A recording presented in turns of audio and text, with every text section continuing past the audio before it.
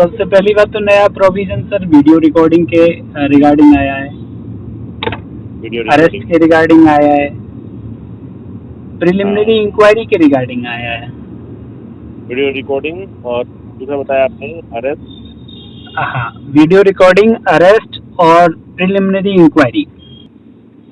इसमें अगर हम सबसे पहले प्रिलिमिनरी इंक्वायरी को क्लोज कर देते हैं मैटर को, तो हाँ इसमें सिंपल सी बात कही गई है कि अगर कोई कॉग्निजेबल ऑफेंस की इंफॉर्मेशन आई है और वो ऑफेंस ऐसा है जिसमें पनिशमेंट, जहाँ पे हाँ पनिशमेंट 7 साल से कम की है और 3 साल या 3 साल से ज्यादा की है, अच्छा 7 साल से कम और 3 साल या 3 साल से ज्यादा की है। ओके 7 साल से कम और 3 साल या 3 से ज्यादा ना। हाँ जी, हाँ। तो कहने का मतलब 3 से 7 तक के कोई ऑफेंस की इंफॉर्मेशन आती है हमारे पास में तो कर सकते हैं इंक्वायरी, नहीं है ना। बताने वाले ऐसे ही बताते हैं, लेकिन ये गलत है सर आंसर। अच्छा आंसर सही है 3 साल से 6 साल तक। ठीक है। 7 साल उसमें इंक्लूड नहीं है। अगर कोई 7 है? साल तक की, 7 साल इसमें इंक्लूड नहीं है। 7 अच्छा, साल वो से फिर कम की बात हो रही है। अगर ऑफेंस ऐसा है जिसमें सजा 7 साल से कम की है, तो फिर वहीं पे इंक्वायरी की, प्रिलिमिनरी इंक्वायरी की परमिशन है। और अगर ऑफेंस 7 साल से पनिशेबल है या 7 साल से ज्यादा की सजा से पनिशेबल है, तो फिर वहाँ प्रिलिमिनरी इंक्वायरी की कोई छूट नहीं है, फिर FIR है सीधी। फिर FIR है सीधी, अगर वो कॉग्निजेबल ऑफेंस। ये कौन से प्रोविजन में सेक्शन है इसका हमें? सेक्शन सर 173 में ही है ये।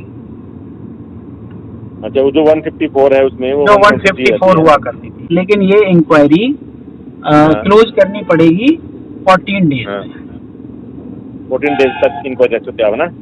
हाँ, 14 डेज में ये इंक्वायरी क्लोज करनी पड़ेगी। ठीक है। और ये तो बस सिंपल सा फंडा है, इसमें तो कुछ ज्यादा है नहीं। तो प्रिलिमिनरी इंक्वायरी का तो कॉन्सेप्ट खत्म हो गया सर। हाँ, लेकिन परमिशन लेनी पड़ेगी पहले ACP की, with the permission of ACP at least, है ना जी। ठीक है। अब बात आती है पहले उसका एक कॉन्सेप्ट है हथकड़ी का, उसे भी हम क्लोज कर देते हैं। वैसे हथकड़ी इतना इम्पोर्टेंट इशू नहीं है, पर छोटा सा है, उसे क्लोज कर देते हैं। हैंड कफिंग ना, हैंड कफिंग। पहले हैंड कफिंग के लिए कोई प्रोविजन नहीं था और सुप्रीम कोर्ट की डायरेक्शन थी कि आप हथकड़ी का यूज करेंगे ही नहीं, और करना है तो प्रायर परमिशन आप मैजिस्ट्रेट की लेकर आएंगे। ठीक है।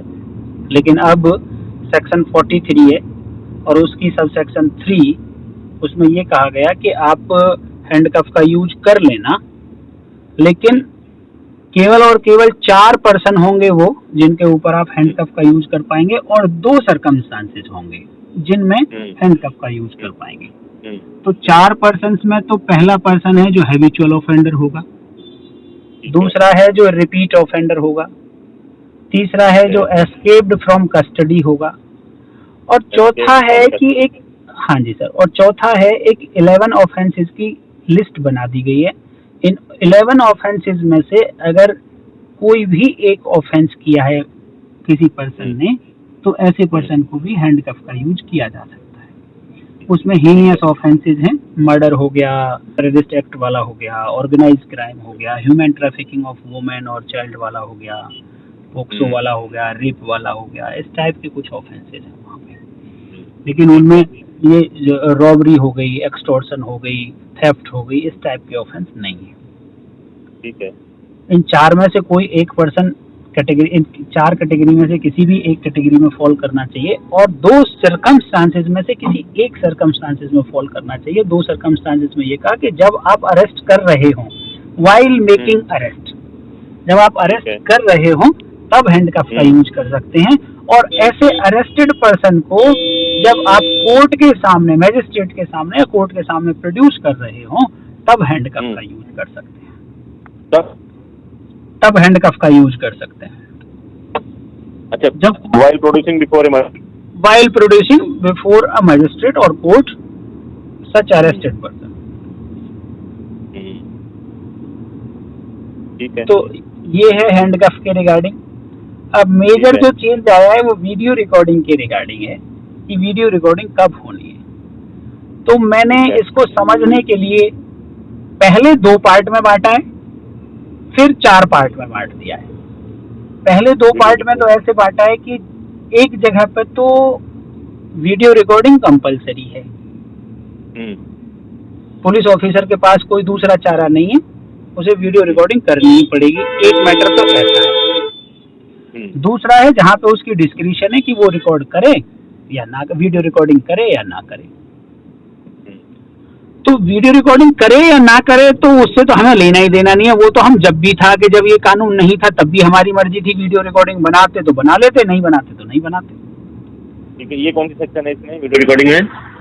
वीडियो रिकॉर्डिंग में सेक्शन अलग अलग है, मैं अभी बताता हूँ। लेकिन मैंने 2 पार्ट में बांटा है कि एक तो जहाँ डिस्क्रिशन है और एक जहाँ कंपलसरी है। तो डिस्क्रिशन वाले को पढ़ने की कोई जरूरत ही नहीं है, क्योंकि वहाँ आपकी मर्जी है कि जो डिस्क्रिशन है वहाँ बनाओ या ना बनाओ। कंपलसरी वाला जानना बहुत जरूरी है। तो कंपलसरी के लिए एक मेन सेक्शन है जो सेक्शन बात करती है, सेक्शन है 105 BNSS, भारतीय नागरिक सुरक्षा संहिता की सेक्शन 105।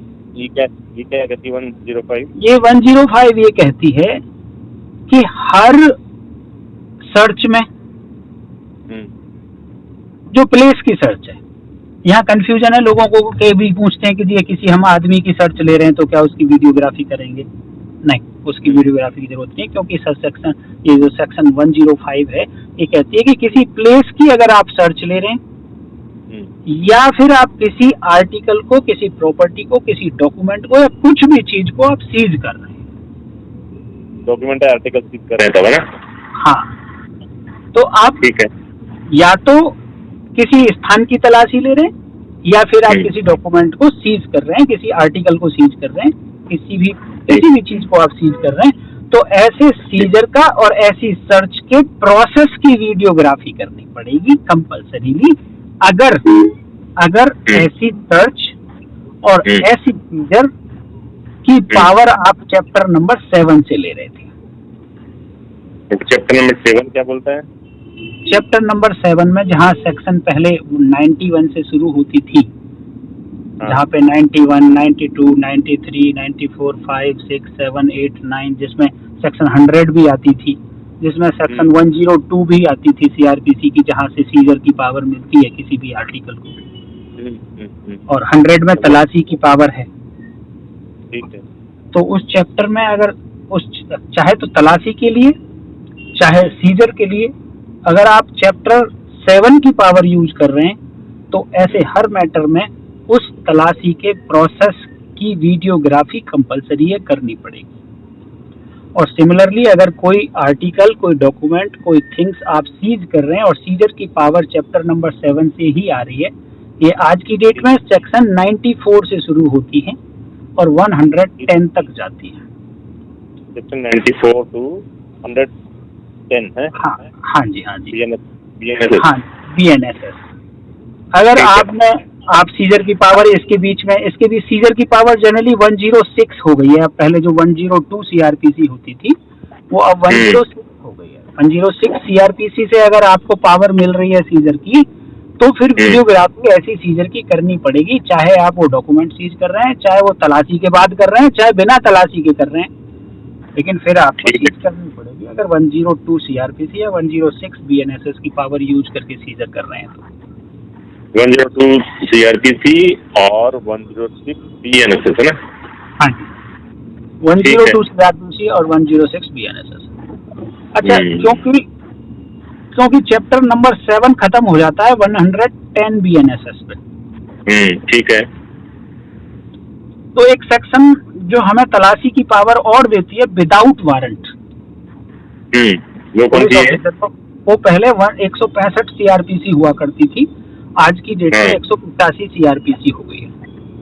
185 BNSS हो गई है। पहले 165 CRPC होती थी, अब 185 CRPC और BNSS हो गई। अब ये 185 BNSS से भी आपको विदाउट वारंट तलाशी की पावर मिल रही है। तो क्या ऐसे मैटर में भी आपको वीडियोग्राफी करनी पड़ेगी? क्योंकि ये चैप्टर 7 में तो नहीं आती है। सही है। लेकिन सेक्शन 105 में ही लिख दिया है कि या तो पावर आपको चैप्टर 7 से मिल रही थी या सेक्शन 185 बीएनएसएस से मिल रही थी, तो कंपल्सरी वीडियोग्राफी, यानी 185 की पावर यूज करेंगे आप बीएनएसएस की, तो वीडियोग्राफी कंपल्सरी है करनी। तब भी कंपल्सरी है ना आपकी वीडियोग्राफी है जी। अब इस वीडियोग्राफी में जो सेक्शन 100 में बताया गया था पहले कि भाई तलाशी कैसे होगी, अब वो सेक्शन 103 बीएनएसएस में बताया जाता है कि तलाशी कैसे होगी। उसमें बताया कि दो लोकल लोगों को लोगे आप, रेस्पेक्टेबल पर्सन होने चाहिए लोकेलिटी के, उनके सामने उनकी प्रेजेंस में तलाशी होगी, और जो भी आर्टिकल्स मिलेंगे तलाशी में जिनको आप सीज करना चाहते हैं, तो उनकी एक लिस्ट बनेगी और उस लिस्ट पे ये दोनों विटनेसेस अपने साइन करेंगे और फिर पुलिस ऑफिसर भी उस पे साइन करेगा जो सीज कर रहा है। ओके। तो वीडियोग्राफी का मतलब कि वो जो तलाशी ली आपने उस प्रोसेस की भी वीडियोग्राफी है। इस वीडियोग्राफी का मतलब जो आपने लिस्ट तैयार करी है उस लिस्ट की भी वीडियोग्राफी है, और जब विटनेस साइन कर रहे हैं इस लिस्ट पे तो उन विटनेस के साइन करते हुए की भी वीडियोग्राफी है, और जब आप साइन कर रहे हैं तो आप भी वीडियोग्राफी करेंगे अपने साइन करते हुए की। ओके, ठीक है। ये 105 में ही लिखी हुई है सारी बातें। 105 बीएनएसएस में 105 बीएनएसएस में। ठीक है। ये तो हो गई, हाँ जी, वीडियोग्राफी जहाँ कंपलसरी है उसको मैंने 4 पार्ट में बांटा। एक तो प्लेस की तलाशी, और एक सीजर, डॉक्यूमेंट आर्टिकल एनीथिंग भी वर्ड। ठीक है। तो एक तो सर्च की और एक सीजर की, 2 पार्ट हो गए। और तीसरा पार्ट है कि ऐसे ऑफेंसेस, एसएचओ की एक ड्यूटी लगाई गई सेक्शन 176 बीएनएसएस में, 176 जो पहले 157 हुआ करती थी सीआरपीसी की। अब उसमें एक ड्यूटी लगाई एसएचओ को कि जैसे ही आपके पास एक कॉग्निजेबल ऑफेंस की इंफॉर्मेशन आती है और वो कॉग्निजेबल ऑफेंस ऐसा है कि जिसमें सजा 7 साल या 7 साल से ज्यादा है, 7 years और मोर, अगर ऐसे कॉग्निजेबल ऑफेंस की इंफॉर्मेशन आपको मिली और अगर आप एसएचओ हैं तो आपकी 2 ड्यूटी एक साथ बनती है कि आप मौके पे जाएंगे या अपने स्टाफ को भेजेंगे, मौका प्रिजर्व कराएंगे, और साथ के साथ जो एक्सपर्ट होगा उसको भी इंफॉर्मेशन देंगे कि भाई ये यहाँ पे ये ऑफेंस है, आप मौके पर आइए। Okay, preserve of site. हाँ, ये प्रिजर्वेशन वाली बात मैं प्रैक्टिकली बता रहा हूँ, ये लॉ में नहीं लिखा हुआ है, बट उन्होंने कहा है कि एक्सपर्ट को इन्फॉर्म करेंगे और एक्सपर्ट को सीन ऑफ क्राइम पे बुलाएंगे। ठीक है। और सीन ऑफ क्राइम की एक्सपर्ट एग्जामिनेशन करेगा, और ऐसे प्रोसेस की जो एग्जामिनेशन वो कर रहा है इस प्रोसेस की वीडियोग्राफी बनाई जाएगी। ओके, जो प्रोसेस कर रहा है एग्जामिनेशन का, सीन ऑफ क्राइम का, उसकी वीडियोग्राफी बनाई जाएगी।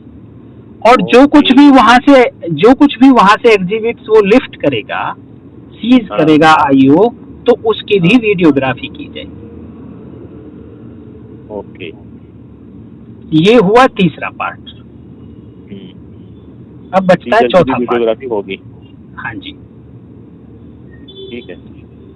अब बचता है चौथा पार्ट। चौथा पार्ट है स्टेटमेंट रिकॉर्ड करते समय वीडियोग्राफी। ठीक है। आप जब स्टेटमेंट रिकॉर्ड करते हैं तो उसमें वीडियोग्राफी करनी है, तो कब करनी है, किसकी करनी है? क्या जितने भी स्टेटमेंट रिकॉर्ड किए जाएंगे सबकी करनी है क्या? नहीं, सबकी नहीं करनी। केवल और केवल एक ही कंडीशन है जहां पर कंपलसरी है, मैंडेटरी है, videography of recording of statement, और वो है कि जब फीमेल हो और या फीमेल हो प्लस मेंटली या फिजिकली डिसेबल हो।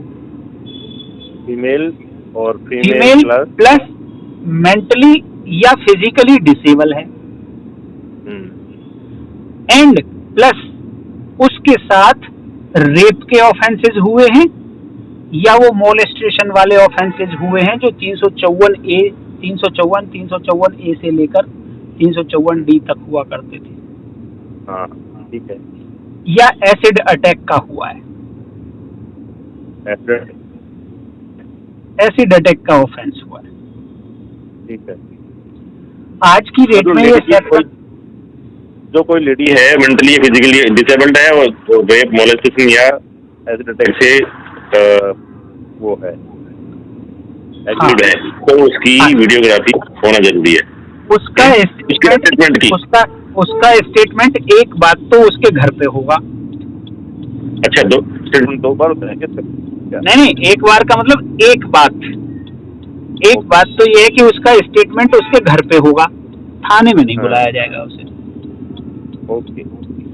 दूसरी बात, फीमेल ऑफिसर ही रिकॉर्ड करेगी, कोई मेल ऑफिसर रिकॉर्ड नहीं करेगा। फीमेल पुलिस ऑफिसर, ठीक है। हाँ, और तीसरी बात कि उसके गार्जियन की प्रेजेंस में उसके पेरेंट्स, गार्जियन, और अगर ये प्रेजेंट नहीं है तो लोकेलिटी के कोई सोशल वर्कर वगैरह को आप ला सकते हैं, उनकी प्रेजेंस में ये स्टेटमेंट रिकॉर्ड होगा। और क्योंकि वो मेंटली या फिजिकली डिसेबल है तो उसका स्टेटमेंट स्पेशल एजुकेटर या फिर ट्रांसलेटर की हेल्प से होगा। ठीक है, क्योंकि वो तो बता ही नहीं पाएगी कुछ, तो बता ही नहीं पाएगी। और जब भी एजुकेटर और ट्रांसलेटर की प्रेजेंस में, है ना? नहीं, असिस्टेंस, नॉट प्रेजेंस, असिस्टेंस से होगा, विद असिस्टेंस। ओके, हाँ जी सर। और जब भी स्टेटमेंट ये ऐसे ट्रांसलेटर और स्पेशल एजुकेटर की असिस्टेंस से रिकॉर्ड किया जाएगा ऐसी लेडी का, तो ऐसे स्टेटमेंट को रिकॉर्ड करते समय वीडियोग्राफी करना कंपलसरी है। समझ गया। ये कौन सा सेक्शन है? ये सेक्शन है वही सब सेक्शन 173 BNSS। और ये जो आज की डेट में रेप के केसेस हैं ये 64 से शुरू होते हैं और 71 तक जाते हैं। 64 to 71। हाँ, और जो मोलेस्ट्रेशन वाले केसेस हैं जो 354 ABCD हुआ करते थे वो 74 से शुरू होते हैं और 79 तक जाते हैं। 74 to 79, जो पहले 354 जैसे लेके 354 ये इस रिगार्डिंग जैसे 509 हुआ करता था, 354 A capital B capital CD हुआ करते थे, वो अब 74 से 79 तक जाते हैं। और एसिड अटैक एक है, एसिड अटैक जो 124 BNS, ये जो नंबर बताए अभी मैंने ये BNS के हैं जो IPC की जगह बनी है, BNS। ठीक है। आजकल एसिड अटैक में 124 BNS 124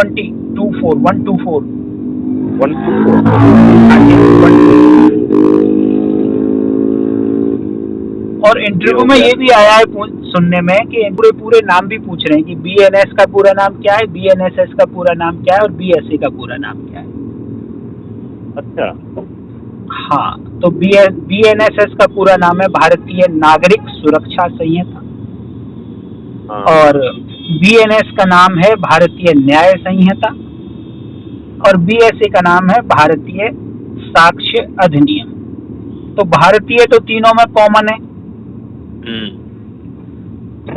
संहिता वालों में लास्ट में संहिता कॉमन है, बस IPC वाले में न्याय आ गया है बीच में, और CRPC वाले में नागरिक सुरक्षा आ गया है बीच में। ठीक है। और वो भारतीय साक्ष्य अधिनियम है, वो पहले भी भारतीय साक्ष्य अधिनियम था हिंदी में, वो आज भी भारतीय साक्ष्य अधिनियम है हिंदी में, लेकिन इंग्लिश का नाम खत्म कर दिया है उसके। एक्ट की जगह अब एक्ट ना, हाँ, भारतीय साक्ष्य अधिनियम है, पहले इंडियन इंडियन एविडेंस एक्ट हुआ करता था, अभी भारतीय साक्ष्य अधिनियम है। और कई बार ये भी पूछ रहे हैं कि लागू कब से हुए हैं, तो 1 जुलाई 2024 से ये लागू हुए। कानून 2023 में बिल पास हुआ था और 23 में ही बन गया था, लेकिन 1 जुलाई से ये लागू हो गया। ठीक है, ये तो हो गई हमारी 3-4 चीजें। ये इसके अलावा और क्या इम्पोर्टेंट बनता है जो चेंज में? क्वेश्चन ये पूछ रहे हैं कि भाई क्या इस नए कानून से कोई फायदा हुआ है? हाँ, ये बता दो। तो नए कानून का फायदा ये हुआ है कि पहले क्या था कि जब किसी एक्यूज को आप अरेस्ट करते हो तो आप पहले 15 दिन के अंदर अंदर उसकी पुलिस कस्टडी ले सकते थे। अब कुछ चतुर लोग होते थे, चतुर एक्यूज होते थे, वो कहते थे क्या कि मेरे तो हार्ट अटैक हो गया, और जाके हॉस्पिटल में ही उन्हें एडमिट करना पड़ता था। मजबूरी में अरेस्ट करते उन्हें हार्ट अटैक हुआ या कोई गंभीर बीमारी बताई, हॉस्पिटल में एडमिट हो गए और पहले 15 दिन उनके हॉस्पिटल में ही निकल गए, बस फिर पुलिस कस्टडी रिमांड खत्म। हाँ, और वंस 15 दिन खत्म तो अब इसके बाद आपको पुलिस कस्टडी रिमांड किसी भी कंडीशन में नहीं मिल सकता था।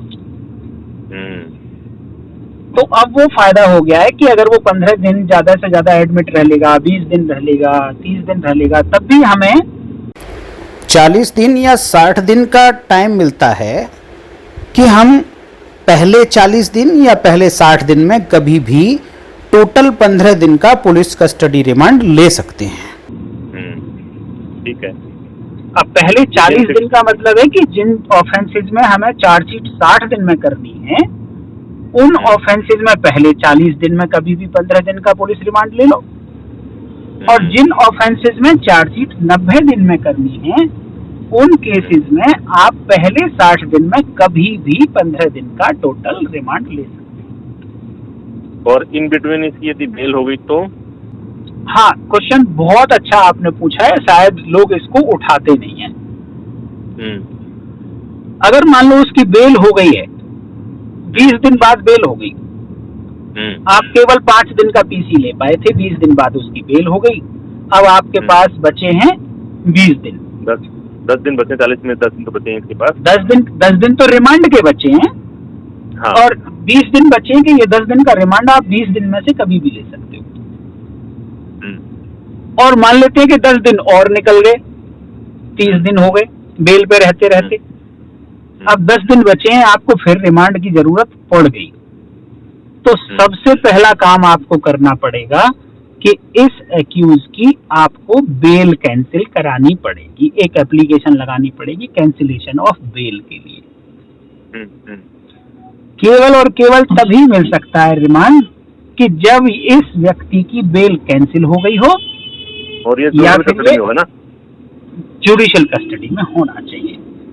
समझ गया। यानी बेल आउट होने के बाद तो बेल आउट होने के बाद फिर ये जो टाइम था वो नहीं मिलेगा, अनलेस अनटिल कि भाई उसकी बेल कैंसिल ना हो जाए। समझ गया। और उसमें फिर कोर्ट पर डिपेंड हो जाएंगे, कोर्ट कब सुनवाई करेगी, कब क्या होगा। हाँ, बिल्कुल बिल्कुल बिल्कुल। बट लॉ ये है, हमें एटलीस्ट लॉ पता होना चाहिए। समझ गया, ठीक है। तो ये प्रॉफिटेबल है, ये कह सकते हैं, क्योंकि हम कभी किसी भी देश दौरान इसकी पीसी लेकर के अपनी इन्वेस्टिगेशन पूरी कर सकते हैं ना। पूरी कर सकते हैं, ये प्रॉफिटेबल है हमारे लिए, हमारा बेनिफिट होता है इसमें, तो ये हमें एक फायदा हुआ है काफी। ये कौन सी सेक्शन है इसकी? इसके लिए सेक्शन है 187 187 ना, 187 BNSS corresponding to 167 CRPC। CRPC की करस्पॉन्डिंग सेक्शन है 187, जिसमें 40 दिन और 90 दिन, 40 दिन और 60 दिन वाली बात हुई है। तो बेल कैंसिलेशन वाली बात है, ये उसी सेक्शन में है साहब, ये भी सेम सेक्शन में ही है, 167 जो बेल कैंसिलेशन वाली बात है। हाँ, बताइए। जो पहले मतलब सेक्शंस का तीनों में फर्क है ना, कि कुछ में हटी हैं, कुछ में जुड़ी हैं, ये भी पूछ सकते हैं। हाँ, देखो कितनी सेक्शन है ये पूछा जा सकता है, कौन कौन से, जैसे आप ये भी पूछा जा सकता है कि BNS में कौन से नए ऑफेंसेस इंक्लूड किए गए हैं। तो एक टेररिस्ट एक्ट इंक्लूड कर लिया गया है, एक ऑर्गेनाइज क्राइम है, जो मेजर है ऑर्गेनाइज क्राइम है, इसको इंक्लूड किया गया है। स्नैचिंग अपने आप में पहले कोई ऑफेंस नहीं था, अब इसको एक स्नैचिंग के नाम से एक ऑफेंस इंक्लूड किया गया है। स्नैचिंग में तो बेलेबल सेक्शन थी ना, स्नैचिंग में तो नहीं, नॉन बेलेबल थी पहले भी, 356 379 लगा करती थी, नॉन बेलेबल थी दोनों, अभी भी नॉन बेलेबल है। ऑर्गेनाइज क्राइम के लिए 111 है। 111? हाँ जी, 111 ये मतलब नई ऐड की है इसमें ना? हाँ, ये नई ऐड करी गई है, भारतीय न्याय संहिता में लाई गई है, जो आईपीसी में नहीं थी। मॉब लिंचिंग के लिए भी मर्डर की सेक्शन में ही जो 103 है, मर्डर की सेक्शन, हाँ, उसी में एक पार्ट जोड़ दिया गया है। तो उसी में एक पार्ट जोड़ दिया गया है कि मर्डर अगर 5 और मोर देन 5 पर्सन्स ने मिलके किया है और on the basis of ground लिया है, रेस, कास्ट, रिलीजियन, इस टाइप की कुछ बातें लिखी हैं, तो उसको मॉब लिंचिंग कह दिया जाएगा। लेकिन हाँ, ये नया प्रोविजन है, पहले नहीं था। ठीक है, समझ गया।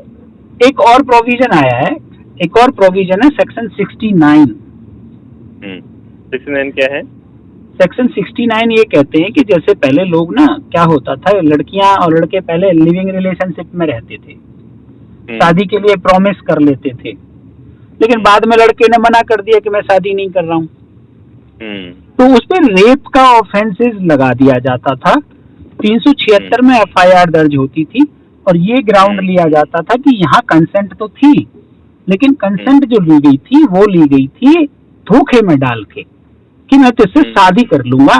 धोखे में डाल के कंसेंट ली गई थी इंटरकोर्स के लिए, जो कंसेंट की कैटेगरी में नहीं आती है। इसलिए कहा जाएगा कि ये वाला जो इंटरकोर्स हुआ ये विदाउट कंसेंट हुआ, और इसलिए रेप के ऑफेंसेस में एफआईआर दर्ज होती थी 376 में। बट अब इसको रेप की कैटेगरी से बाहर कर दिया है। ओके। अब सेक्शन 69 बना दी गई है और ये कहा है कि अगर कोई पर्सन शादी का प्रॉमिस करता है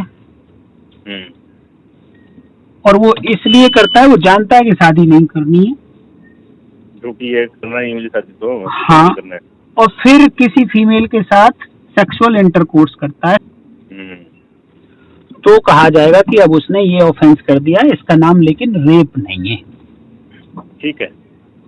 दूसरा, सजा भी उतनी रहती होगी ना? सजा भी उतनी नहीं, वो सजा भी उतनी नहीं, अप टू 10 ईयर्स ही है, सजा नहीं बढ़ाई, लेकिन कैटेगरी अलग बना दी है, और रेप की कैटेगरी से निकालने के लिए बना दी है। समझ गया। अगर इसका आप हेड देखेंगे थाने में अब, तो वो रेप की कैटेगरी में काउंट नहीं होगा, ये वाला ऑफेंस अलग हेड है ना?